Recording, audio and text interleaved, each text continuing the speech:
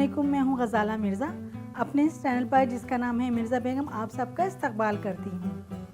आज मैं बनाने जा रही हूं सर्दियों के मौसम में बनने वाली सभी की पसंदीदा डिश मटन पाए।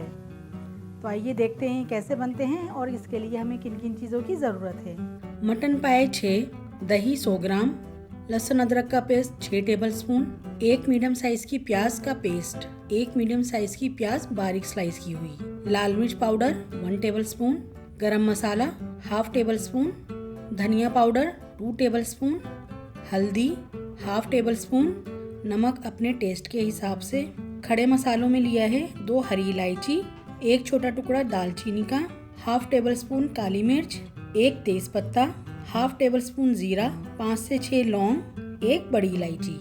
चलिए पकाना शुरू करते हैं। सबसे पहले कुकर में पाव को अच्छी तरह से धोने के बाद डालेंगे।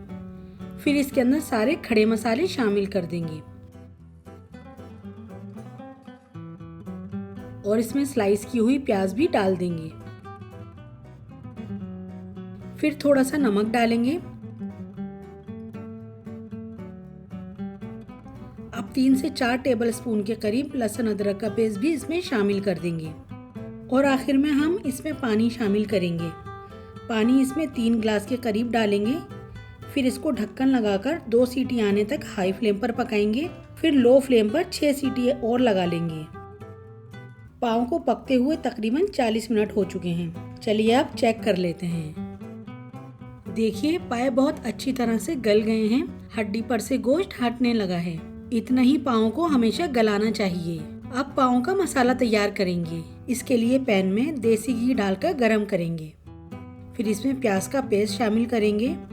फिर इस प्याज को तब तक भूनेंगे जब तक प्याज का पानी पूरी तरह से खुश्क नहीं हो जाता और प्याज भुनकर हल्की सुनहरी रंग की नहीं हो जाती। पाए यानी बकरे के पाँव हमारे मुगलई पकवानों की एक अनमोल दौलत है। पुराने ज़मानों में जब मुग़ल शाही बावर्ची खाने में कोई चीज़ ज़ाया नहीं की जाती थी, तब से ये डिश हमारी तहजीब का हिस्सा बन गई है। सुबह सवेरे लोग ख़ास तौर पर मज़दूर इसे ताकत के लिए खाते थे और काम पर जाते थे। आज भी पुरानी दिल्ली में सर्दियों के मौसम में सुबह सुबह कई दुकानें सिर्फ पाए बेचने के लिए खोली जाती हैं। वहाँ आप देखेंगे कि लोग सर्दी की धुंध में भाप उठता हुआ पाँव का शोरबा पी रहे हैं। प्याज का पेस्ट अब अच्छी तरह से भुन चुका है। अब इसके अंदर 2 टेबलस्पून के करीब लहसुन अदरक का पेस्ट शामिल करेंगे और फिर इसे भी अच्छी तरह से भून लेंगे। अब इसके भुन जाने के बाद इसके अंदर हम सूखे मसाले शामिल करेंगे। लाल मिर्च पाउडर, धनिया पाउडर, हल्दी पाउडर और नमक। नमक थोड़ा डालेंगे क्योंकि थोड़ा नमक हमने पाव में गलाते टाइम भी डाला था। अब इसमें बिल्कुल थोड़ा सा पानी शामिल करेंगे और फिर इन सब मसालों को खूब अच्छी तरह से भूनते जाएंगे। मसालों को खूब अच्छी तरह से भूनना है ताकि इसका कच्चापन पूरी तरह से ख़त्म हो जाए। मसाला भुन गया है। अब इसमें दही शामिल कर देंगे। अब दही को लगातार चम्मच चलाते हुए भूनना है ताकि दही फटे नहीं। दही को तब तक भूनेंगे जब तक दही का पानी पूरी तरह से खुश्क नहीं हो जाता। पाव को सर्दियों के मौसम में कम से कम महीने में 2 बार ज़रूर बनाकर खाना चाहिए क्योंकि पाए में कोलेजन होता है जो हमारी बॉडी के लिए बहुत फ़ायदेमंद होता है। ये जोड़ों के दर्द में आराम देता है और सर्दी जुकाम में भी आराम मिलता है। हमारे बुजुर्ग कहते थे पाए का सूप पीने से हड्डियां मजबूत होती हैं। तो लीजिए अब हमारा मसाला भी अच्छी तरह से भुन चुका है। अब पहले से गलाए हुए पाव को यखनी में से निकालकर मसाले में शामिल कर देंगे। फिर अब इस यखनी को भी छन्नी में डालकर छान लेंगे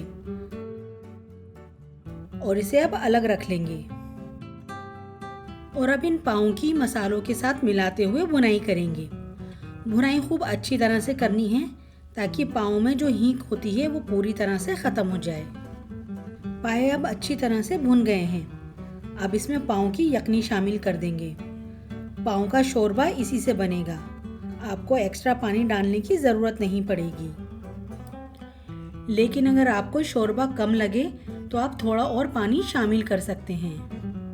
अब इसमें गरम मसाला पाउडर शामिल करेंगे। मिक्स करने के बाद इसे ढककर दम पर पकने रख देंगे। याद रहे अच्छे पाए बनाने के लिए सब्र ज़रूरी है।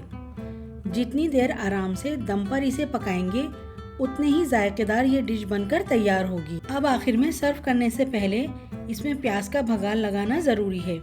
इससे एक पाव का टेस्ट और भी दोबाला हो जाता है। तो लीजिए, तैयार है हमारे गर्मा गर्म मटन पाए। आप इसे फ्राई की हुई प्याज, हरी मिर्च, अदरक और नींबू से गार्निश करके तंदूरी रोटी के साथ खाएं और लुत्फ उठाएं।